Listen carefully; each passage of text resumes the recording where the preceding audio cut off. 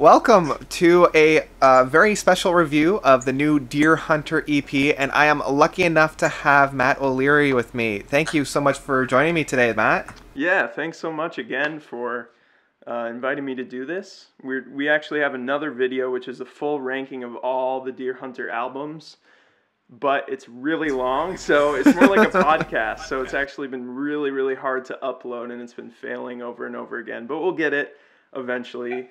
I'm super stoked to see this because I remember vaguely of what I was saying, but I'm really excited, and that's going to be on Matt's channel. When it does get finally released, I'll have the link down below for you guys to check out, so definitely check that out.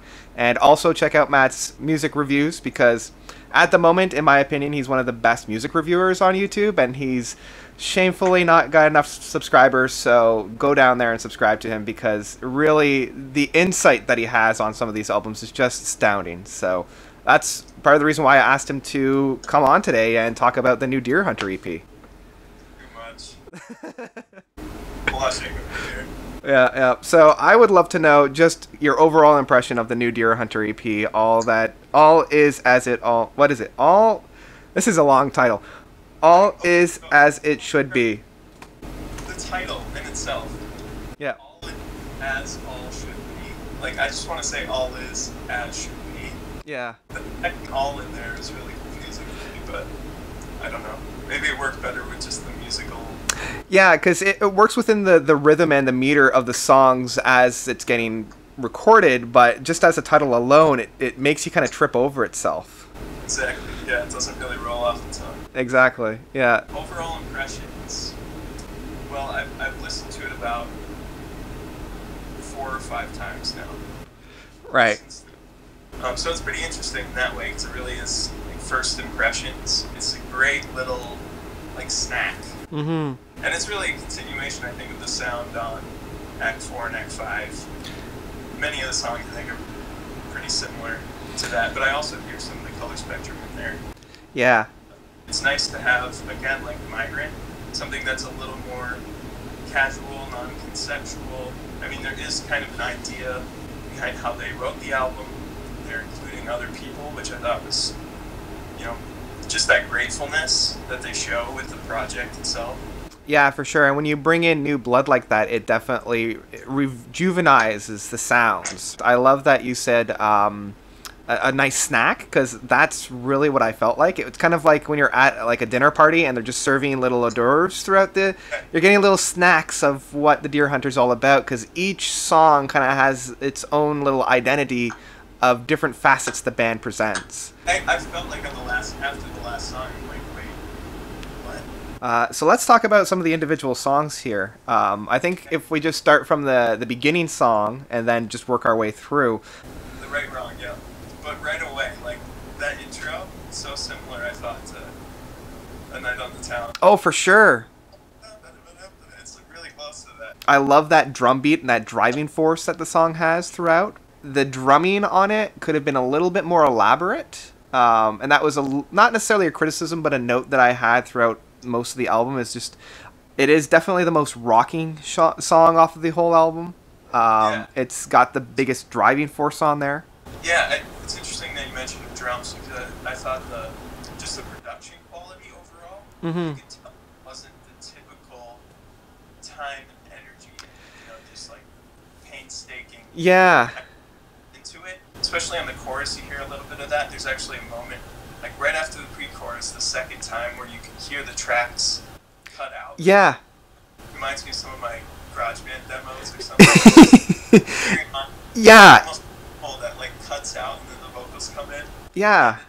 Feel quite as enveloping and maybe expansive as some of the acts did. I still think it's great for Oh yeah. what I did. I think it was just a bedroom setup in these people's homes that they stayed in on tour. Yeah, it's definitely a much rawer cut than what we've heard, and in some ways that kind of works to its advantage because it feels a little bit more intimate. Like, it's not quite as polished, it's not quite as like reaching perfection, but in that sense it's much more human. I think Casey's vocals on this track are probably the best. I thought that there's a moment in the vocals where he does that. It's actually like the interval is like a 5. It starts on a 5 and then 3-2. which is like the same as a lot of the Act 5. I think, what's the fourth song called? I think that's the Most Cursed of Hands, isn't it? Yeah. Yep. That's the one. Devil and the Gambler. I love the touches of the subtle vocal harmonies on the verses. He puts these low ones in, which are harmonized, and then he'll all of a sudden switch to these high harmonies, which are actually not harmonies, but they're in unison with the melody, and it's just like such a little thing that you wouldn't think about, but it brings to life different dynamics and words. Oh yeah, for sure. Yeah, the whole effect kind of reminds me of. Are you familiar with the band Beardfish? I think I've listened to an album or two. Yeah, they have these kind of trippy harmonizing things, especially when they blend in like mellotrons and whatnot. And I felt like that identity was definitely here. So I know that's a particular highlight, but it's actually the second song that's my favorite song off of the album. Favorite song? Yeah. I'll go on the record and say Blame Paradise is the highlight for me off of this album, and I can't get enough of it. It's just so catchy, which is strange because it opens up on such a weird kind of grating sound, like those weird guitar sounds. I think they're guitar sounds. Yeah, well, there's the kind of like the flubs or like mistakes. Like, yeah. It kind of brings me back to playing Guitar Hero. Yeah, where you miss that, and it's just like, brown, right? But for some reason, like, if it were on any other song in any other way, I'd been like, this sounds horrible, because it doesn't sound pleasant, but it works very, very well in here. Yeah, I think so too. Just like the erratic, sort of anxiety-provoking. Yeah. The song. It works too. I like it a lot. Yeah, and of Thank You, Scientist. Yes. Like some like with the, I don't know if it's brass in there, but something is kind of like. Yeah, I don't know if they're actually using brass on this piece or if it's like a mellotron synthesized noise, but they definitely have, especially in that opening segment, that weird kind of off-kilter brass sound that's just really permeating it, and that being criticized by that weird offhand guitar work, like. Altogether, it's just like a mishmash of a kitchen sink of sound that really shouldn't work, but coming together, I'm just like, this is amazing, and I'm having a great time in this. And you love the video, too. Oh, I friggin' love the video. There's so many Easter eggs in that video, and it's just so weird that... My favorite little one is the Mr. E. Yeah, I caught that one as well, yeah. And I'm like, what on earth is all this about? Like, it makes no sense, but I kind of love it. I saw a comment on the video that was like, Casey. Yeah. Yeah, I saw that too. I'm like, are you alright, man? Like, what's going on? So the actual song, yeah, as I said, it's very happy and also a little bit on the darker side. We already mentioned about those strange sounds that shouldn't work, but do work. I love the harmonizations, because we had mentioned in the first song the harmonizations aspect. The harmonizations, especially when we come right into the chorus where he's repeating Paradise over and over again, and those different harmonizing, blending, creating like a weird kind of darkness to an overall happy chorus line creates such a weird dichotomy that I gush for. Yeah. Yeah. I know. He has a great knack for, like, he uses the vocals as like another instrument, you know. That song too, on the chorus, it's like he has this thing where he'll start a chorus that's not on the root note of the chord. Yeah. And it gives it this like anticipatory, like uneasiness or something. Like you're brought into, you're waiting for what's next. It's better, I think. So, shall we talk about Beyond the Pale and Shake Me? I kind of figure these two songs are really just one song. Like, there's that transition that just works perfectly. Yeah. I don't even notice that it's another song. Beyond the Pale is the most intimate and somber song, and so I think it's more of like an overture, an opening for Shake Me, which is a little bit more on the happy side. And it's very yellow. It is. This is one of, like, maybe the one instance where I told you in the past, like, some of the more goofy, kind of just, like, feel-good songs that they'll throw in there have kind of, like, what? Like a weird curveball. But this one, I feel like maybe it's just because it's on the EP and it's not supposed to be this like cohesive thing that Right. just works.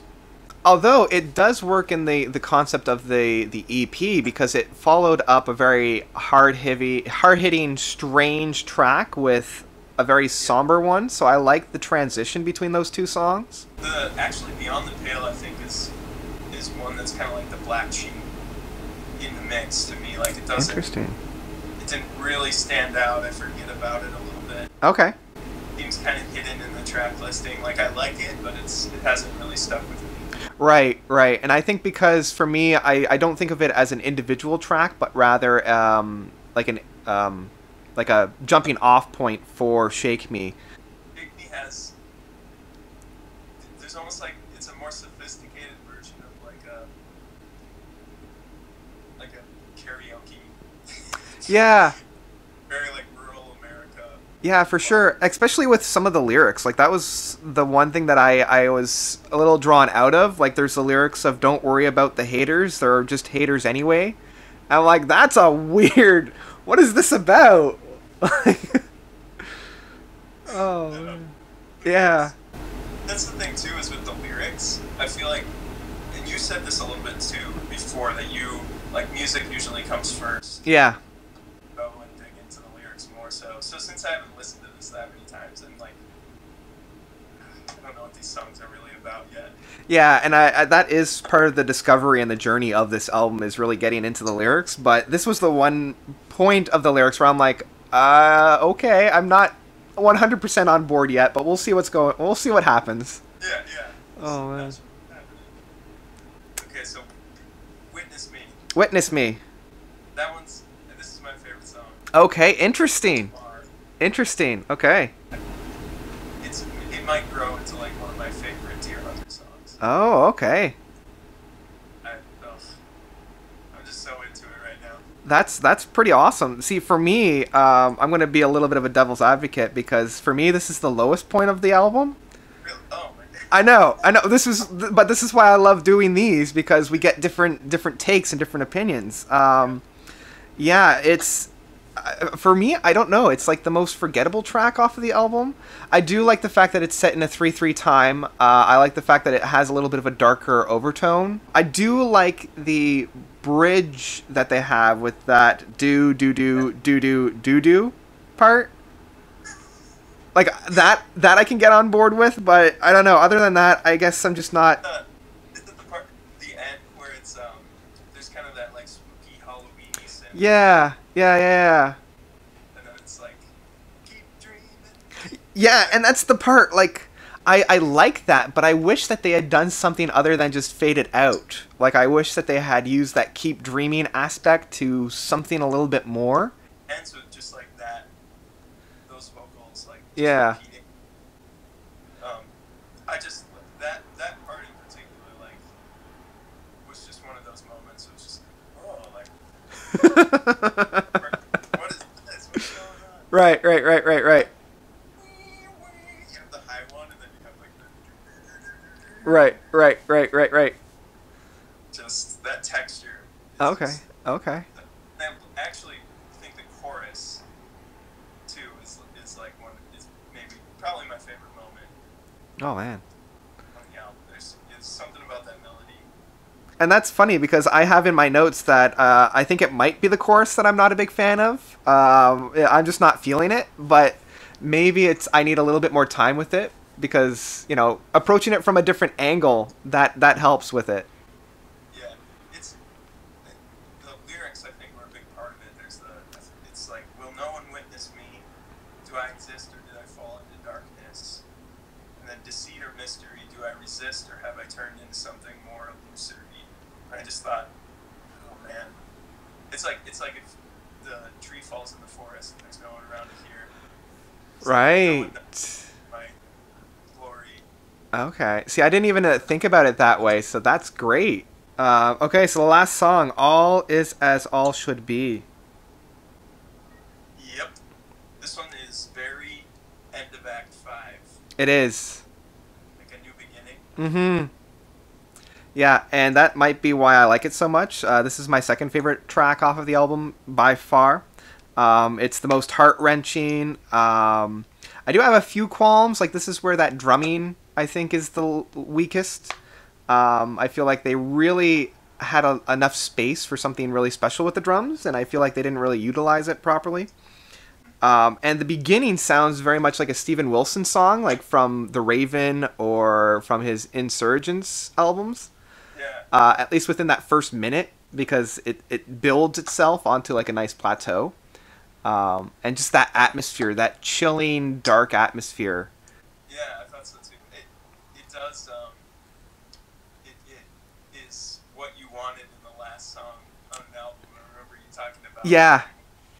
That slow down, that like massive moments of reflection, and that's Yeah. what you seem to like in like Act 3 and Act 5. Yeah, that's that period, that end piece.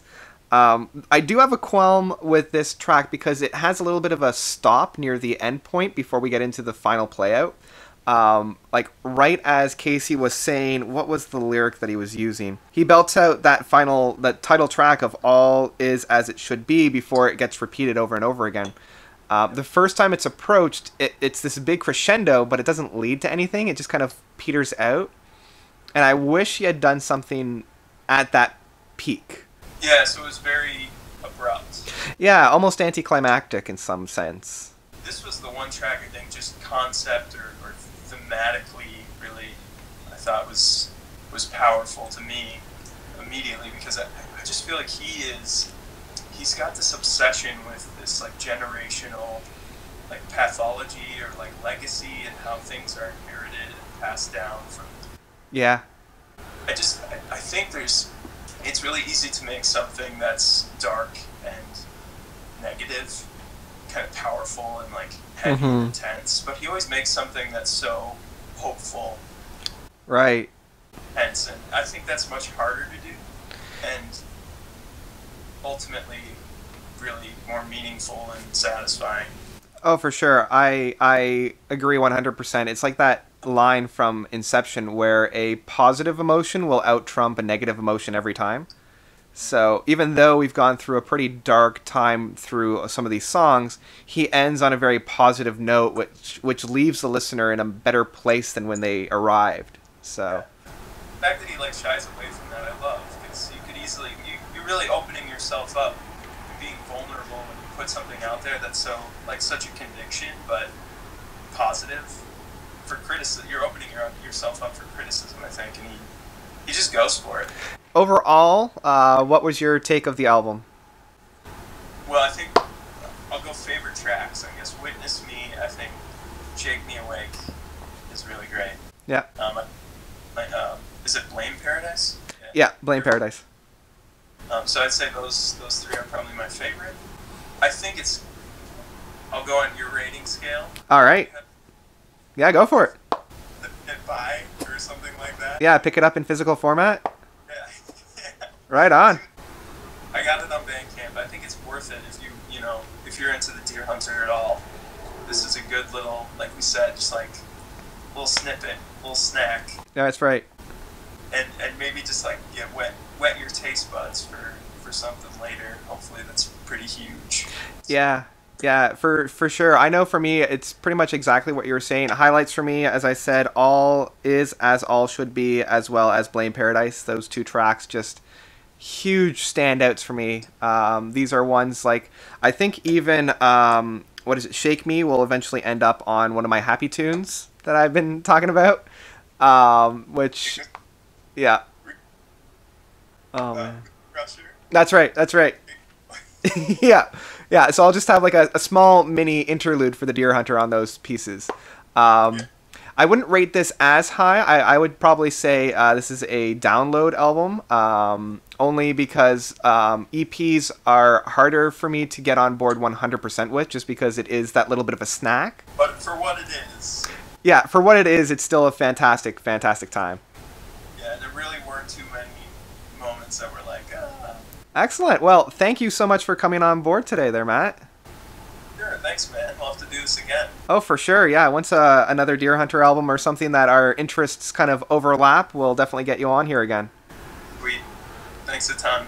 Awesome. Well, thank you. And thank you all for tuning in today. Don't forget to subscribe to Matt's channel. I've left the link down below, as well as I'll have his channel in the end card, so check that out.